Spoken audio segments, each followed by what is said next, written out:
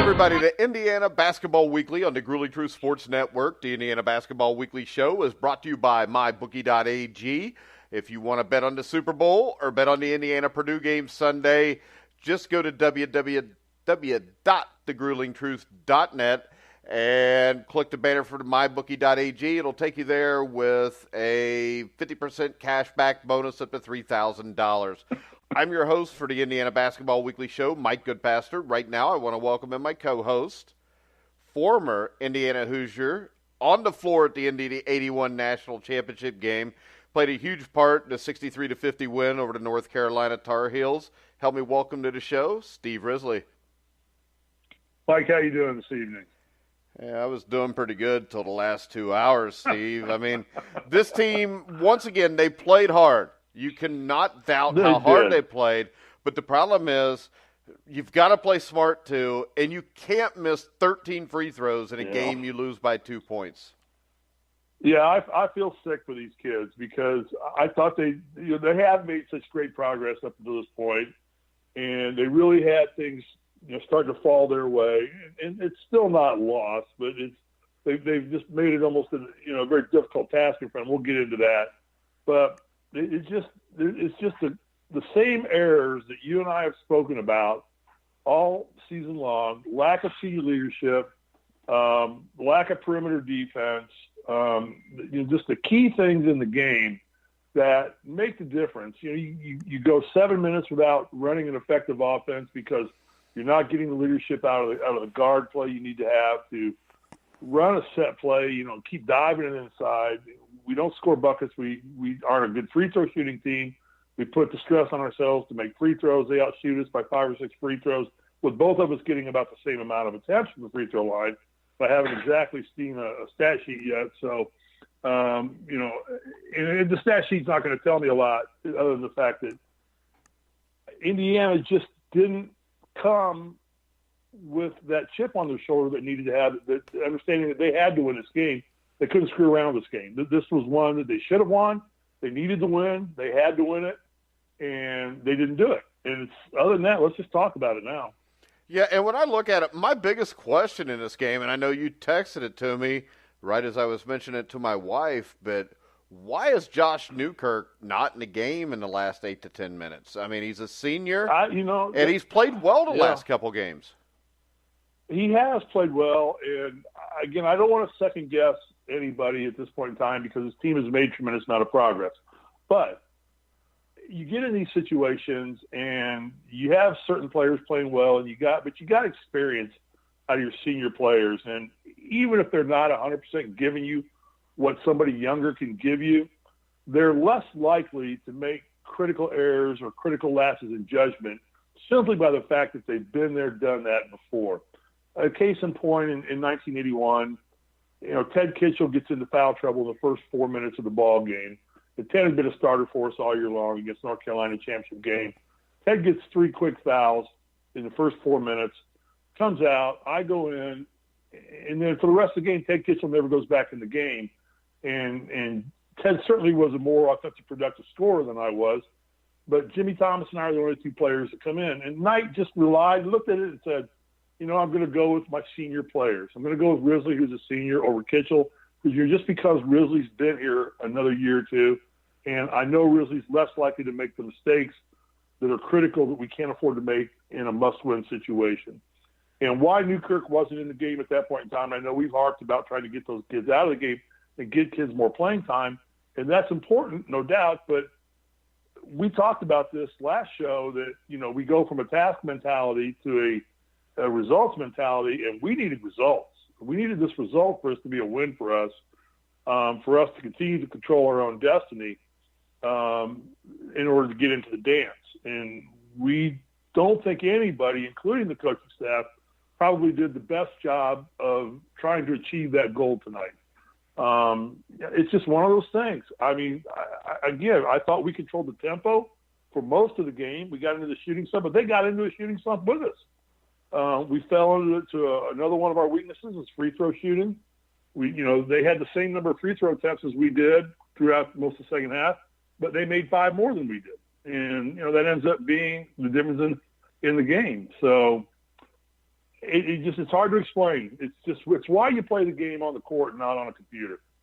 Because anything on a computer will tell you Indiana should have won this game handily. And we didn't win it because we didn't come emotionally prepared to understand the relative importance of this game in the entire season for us. This is a turning point game in the season for us. I think when you look at this, they were 16 for 29 from the free throw line. They had 25 player fouls and 18 turnovers and still had a chance to win the game at the end. Right. I don't know if that tells us about how bad Illinois is or how hard this team does play. And I think this, Steve, from what we've seen this year, I wouldn't say that they overlooked Illinois. I mean, they just didn't execute. They turned the ball over 18 times. Like I said, 16 for 29 from the free throw line. I don't think it was lack of effort. So I think I don't know what happened, but I think they're not a 20-win team talent-wise. I don't think they are just because of this. The starting five may be, but when you get past the starting five, these guys are so sketchy, hit and miss on when they're going to play well and when they're not, that it's not like the 81 Hoosiers where you could bring Jim Thomas off the bench and not have to worry about it. You don't really lose anything because even if you guys aren't dropping 20 points, you're doing your job other ways. And I just think there's a real depth problem here, and I think that's why you never get 40 good minutes because a lot of times it seems to come 25, 30 minutes into the game where they've subbed a couple guys and things just kind of fall apart real quick. The thing that does make me feel good is the fact that they played this bad, still had a chance to win at the end. And as we said, Archie Miller's trying to get his guys in here. And I think when you look at this 2 years from now, you're going to have a team that goes out, plays this hard, but they're a lot deeper team, and they're winning a game like this by 15 or 20 points. I couldn't add anything to what you just said. I think you hit the nail on the head across the board with tonight's effort.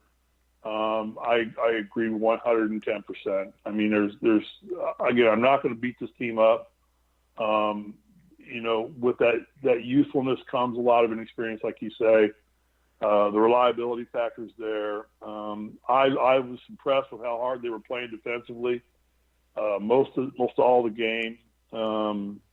I thought they were running the offense well early in the game, and I thought we really had control of the game. And then we just got, we got to playing some of the younger guys, and we just lost whatever type of leadership we had out there. We kind of lost, but it wasn't for lack of effort. And you're exactly right. As poorly as we played, and I think it's a reflection more in Illinois than it is us. It was execution for us. It was talent for them. But we almost were able to pull it out. And we really, with 8 seconds to go, we had a great look. I mean, we make a bad pass, and he made the right pass. I mean, he had Robert Johnson open on the wing across for a three-pointer, but I tell you, Morgan was open underneath. It just was a bad pass. I mean, and everybody got into position, and I like that. I like the fact that we got the ball down there. He went under control to the bucket. He found the lane. He saw the open guy. I think if Morgan had gotten the ball in his hands, we'd at least gotten 2 free throws out of it and been able to tie it up possibly. Then you get into overtime. Maybe we wrestle control again.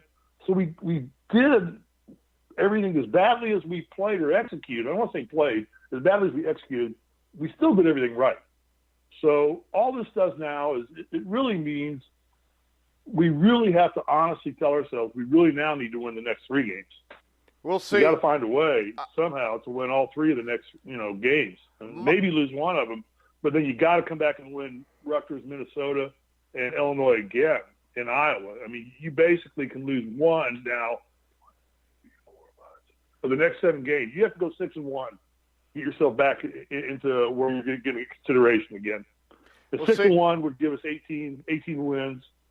And then if you can pick up a win in the tournament, maybe 2 wins in the tournament, you get to 19, 20 wins, and then you hope and pray. You hope and pray that we look at the fact we beat 3 good teams in the middle of the season, and they take that into consideration. 3 teams that are going to probably definitely be in the tournament. And so it's still not undoable. It's execution and it's leadership. They're going to have to get it done for us. So we've just got to step that up more. Yeah, but don't you think as fans and even coaches and players that this whole thought of March Madness and NCAA tournament should not even be under consideration anymore. Not that they can't make it, but I think with this team, this is a game-to-game thing we've seen with this team. And right now, you got to go play Purdue. And I think we have a really good coach. The problem I had with Archie Miller tonight is this. I know Josh Newkirk had 4 or 5 turnovers early in the game, and that's why he benched him. But Devontae Green is a young guy that is not ready to run the point yet. And I think as a head coach, it is your job to put your players in a position to be successful. And I think tonight he put Devontae Green in a position to fail because I don't think he's ready to play the point now. It doesn't mean that he won't be next year, even though I don't think he will be. But I think when you're putting a guy in a position, and it's the old fish out of water adage, that Devontae Green was not ready for that. And the play he had there was open. He made the right choice. And the thing was this, they ran the play great because it's what you want. You had 2 options completely open. You had Juwan Morgan underneath. You had Robert Johnson with the 3. So they ran the play perfectly. He just didn't execute it. But I think you're putting a guy in the game to execute the biggest play of the game that is not ready in his career to make that play yet. Okay, and I'm agreeing with 99.9% of you, except for the fact that these guys, everybody on this basketball team is somebody's All-American, all right? You don't get to play in Indiana and not be somebody's All-American. That was not a difficult play to make, okay? That was a clean alley. But, Steve, you know yourself. Steve, you know yourself, though. If he makes that play, we're lauding the fact that Miller made the right call in benching Newkirk. And see, you can second guess yourself to your. I'm not second guessing anything, and I don't think you are either by saying this because we were both saying this with 5 or 6 minutes left in the game, and I'm not second guessing anything. I'm just telling you, I've watched Devontae Green all year, and the thing is this: he might be everybody's All-American, but everybody's All-American is not in high school anymore. He's in college. And you're putting him in a position that he hasn't really been in, and you got a guy sitting on the bench that's been in that position. Yeah. Well, that decision could have been made 4 or 5 minutes to go in the game, not lambasting him for 8 seconds to go in the game and executing a play up to the very end, except he just made a bad pass. He didn't execute the play, though, Steve. For that. Steve, he didn't execute the play. The play that had to be made was not executed. But he made the right call, made the right play. And I would not kick him in the tail for that. I would pat him on the butt and say, I'm not kicking him in the tail for that. I'm saying I know you're not. I know you're not. I'm saying he shouldn't have been put in that position. I think there was better ways to do it. He should not have been put in that position. Once you go with him, you go with him. Miller made a decision to go with him, you go with him. And then you ride it. And you win or die with him. And that's what he did. He won or lost with him, and you see the outcome. In terms of goals, to take a step back to what you said, I have never played on a team that did not have long-term goals. I would not understand the game if I didn't have long-term goals. And my long-term goal, I've got to set a long-term goal. That's making the dance. That's my long-term goal. Does that mean I eat and sleep and breathe that every minute? But it's in my brain that I have short-term goals and I have long-term goals. And I still believe the long-term goal for this team is to make the dance. Well, see, I think the long-term goal for any team playing college basketball is to win a national championship. No, that's not for this team. That's an unrealistic goal for this basketball team. It may be, but that's right now, absolutely unrealistic team. Both goals are completely unrealistic right now. No, I don't believe so. I think one goal for this championship is unrealistic. I think making the dance has become a lot harder to do. But, it's to say, I'm disappointed for the kids. I'm really disappointed for these players because I thought they deserved better than what they got out of tonight. I thought 70% of the game was good, but the 30% that was bad killed them. And the officiating was terrible both ways. Well, like I said, to me, referee is it's a piece of equipment. It's like but this is the thing. It's a piece of the equipment. It's a piece of the equipment that needs to be fixed. Because it's never going to be fixed. It's never going to happen. No, because they never hold officials accountable. Control the controllables, Coach. You can't control the referees. Don't try. Nobody said that because if you listen to me, I said that they were bad on both ways. I just think that they destroyed the flow of the game for both teams with all the fouls called. Well, that's a wash. I mean, Yeah, but that's the basketball game is going to happen. You know what I wish? I wish they'd go back to no double bonuses and everybody always had to shoot 1-1. Yeah, I like that. And I'll tell you what, I'm getting really irritated, too, with this rule of if you foul somebody in the last 30 seconds of a game and they're 3 points down, you ought to get 3 free throws. I'm sorry. You shouldn't be able to just take the ball out of their hands. Why have the three-pointer then? If you're going to take the 3-point shot, just say at the last 30 seconds of a game, there's no 3-point shots. So you don't have to worry about fouling. Because I don't like that strategy. I don't like that mentality of a player can just come down and knock the crap out of a player and take away any chance to offensively set up a chance to win the game. Why have the 3-pointer? It's just so I don't know. I'm frustrated. Do I sound frustrated? Man, no more than normal. I'm disappointed for these kids. No. Hey, this is the thing. This is the thing that's frustrating for me is I actually enjoy watching this team play. And even when Illinois went on the 10-0 run, I didn't think necessarily they were going to win the game, but I knew they would have a chance at the end still. And that's the good thing about this team. Yeah. Yeah, I thought they still would win the game. When they were down by 7 with about 6-7 minutes to go, I think I texted you and I said, I still think they're going to win this game. I think they're going to regroup. They're going to get back together. They're going to get Newkirk back in the game here, and they're going to get themselves under a little bit of control and go with what brought them to this point. So they, started making wholesale changes a little bit. And again, I'm not on the bench. I'm not in the locker room, so I don't know what the justification was for making the changes. I'm going to stick by coach. I'm going to say, it's his game. It's his team. He knows the ebb and flow of that game is a lot better than you or I do sitting on television and watching it. So I'm not going to question that decision right now.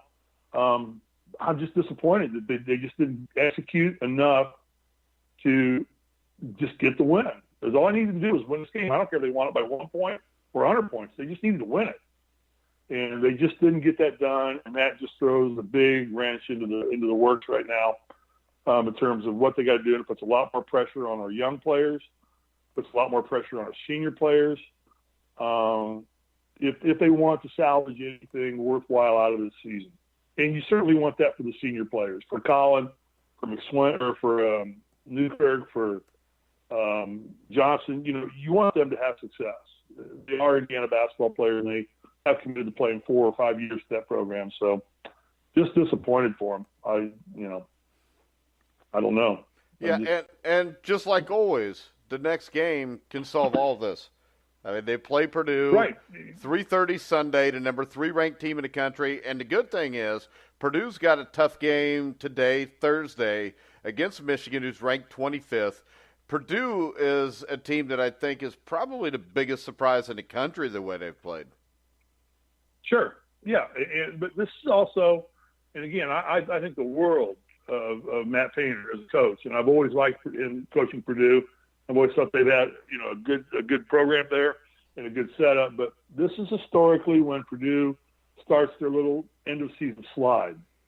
Right about now, they start to slide a little bit, and they start getting closer and closer in the won-loss points scored games, and a little bit tougher and tighter. And let's see historically that happens. And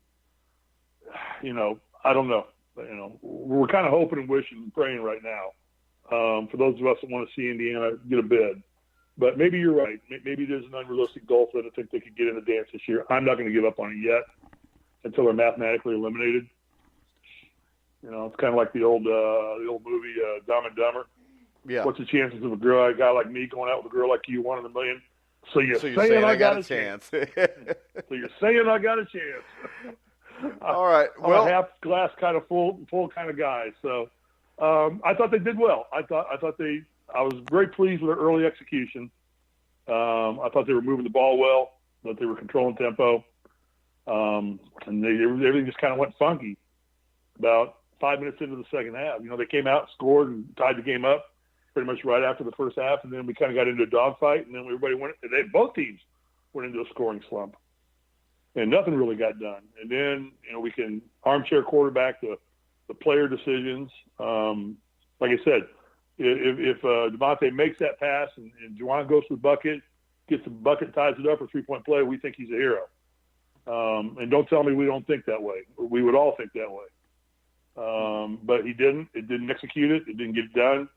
We lost the game. He made the right call. I'm more pleased with the fact that he made the right call. He penetrated under control. He got himself in position to make the pass. He just didn't complete the pass. So, 7 of the 8 steps that had to happen there were right and good. You just didn't get the ball to him.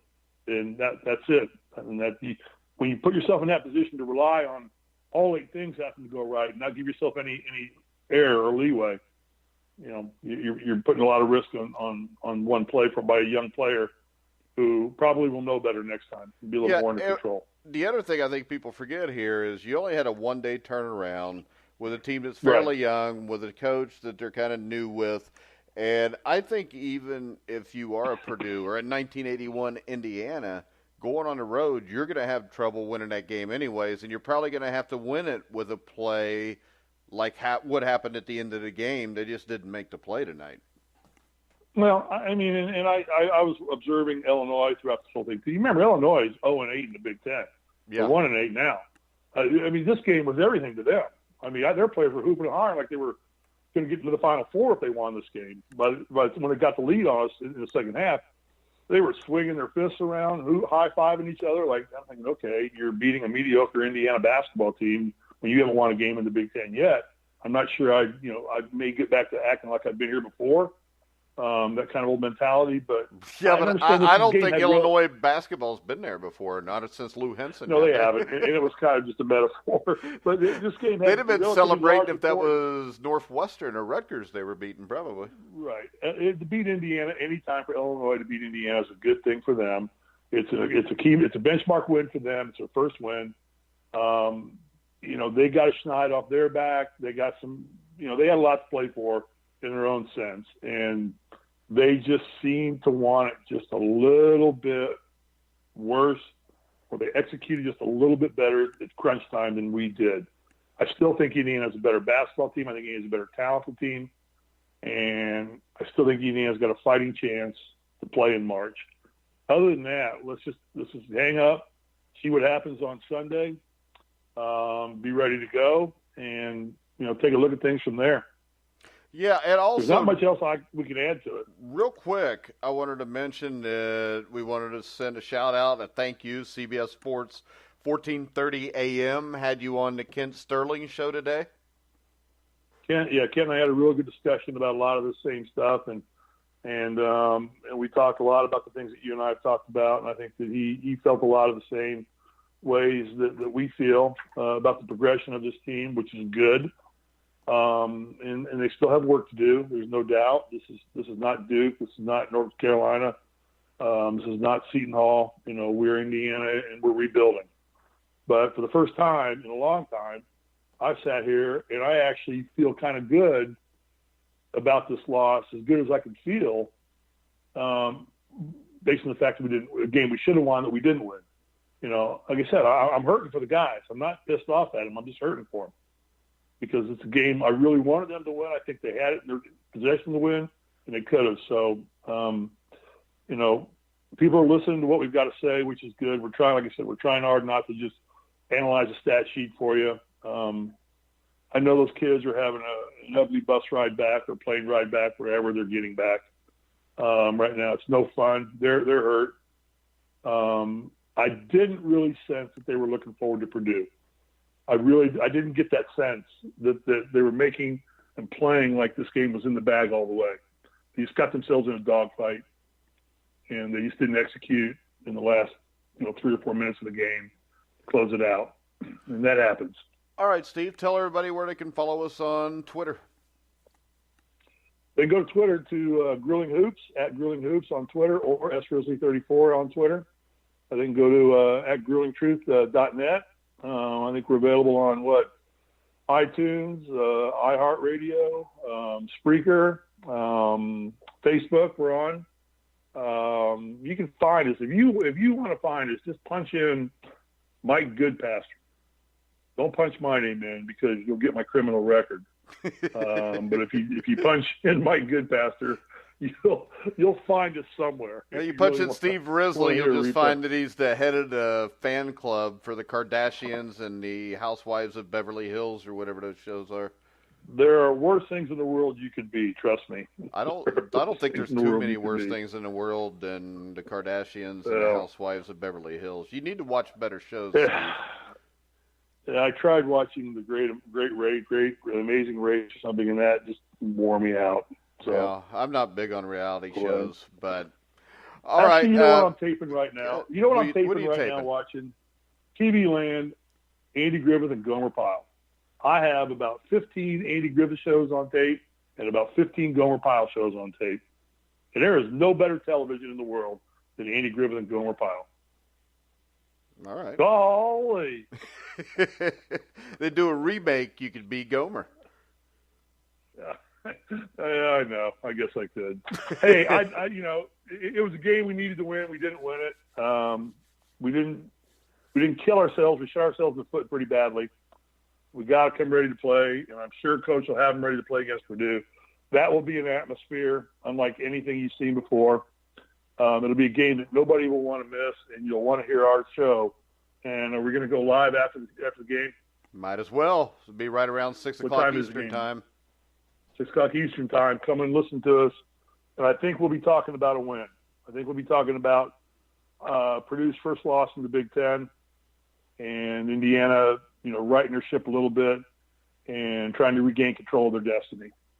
All right, Steve, sounds good. We will be back Sunday after the Indiana-Purdue game, which starts at 3:30. We'll be on probably 10 to 15 minutes after the game. So make sure you look for us on thegruelingtruth.net. Also go to thegruelingtruth.net to catch all of our shows, all of our articles. We cover all sports. We got Super Bowl week coming up next week, every night at 9 o'clock Eastern. I will have a different guest. Monday night, we have former New England Patriot fullback Mark Edwards, who was a starter, played an integral role. A hard time to say that word there, Steve. It's that Indiana public school system. But he will be on to talk to us about Bill Belichick and his preparation for the Super Bowl. So make sure you check that out. So, for Steve Risley, I'm Mike Goodpaster. You've been listening to The Grueling Truth, where the legends speak.